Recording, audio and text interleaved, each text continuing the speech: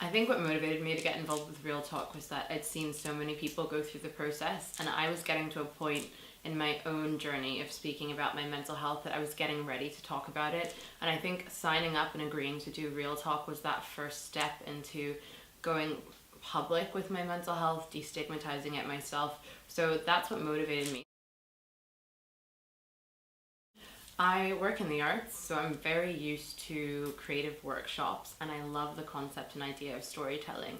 So when I first walked into the workshops, I was really excited for the storytelling component, but I was definitely very nervous about the actual topic, and I wasn't quite sure walking into it how it was going to pan out, how I was going to articulate a coherent story about my mental health, because it's been such a journey that's part of my day-to-day life. So when I first came into the workshops, I found they were really useful because the two were structured very well. We went through storyboarding process, we met everyone, it was really comfortable, and I personally felt like it was a really smooth transition to start to formulate my thoughts, to share my story at the end.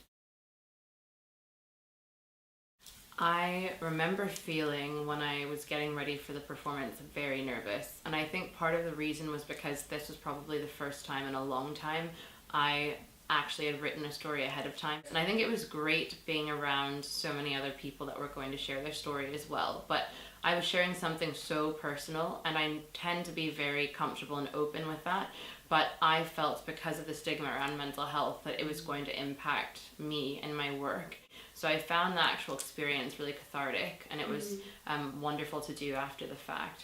But at first, I was terrified. But I actually think the most important component of the night wasn't me and the others sharing their stories, but it was the question and answer session at the end, because you felt like you could interact with the audience, answer their questions, share a bit more nuance, have more of a conversation that was allowing for understanding and for you also to process what had just happened.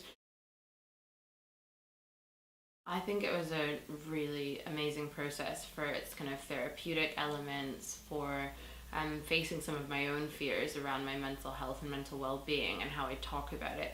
But I think more importantly, I'd want to do it again. I almost feel like I'm more ready to do it now, and that was kind of the first layer and the first step of unpeeling all of my own stigmas and beliefs around my mental health. And I really think it's allowed me to have a language around my mental health, to feel less afraid, less shameful, and also start to explore how I want to talk about it in the future and how that's going to come into my own professional work.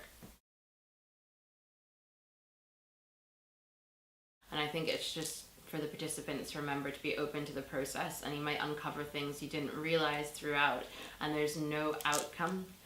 Those kind of workshops are for you to work through whatever you decide to share at the end.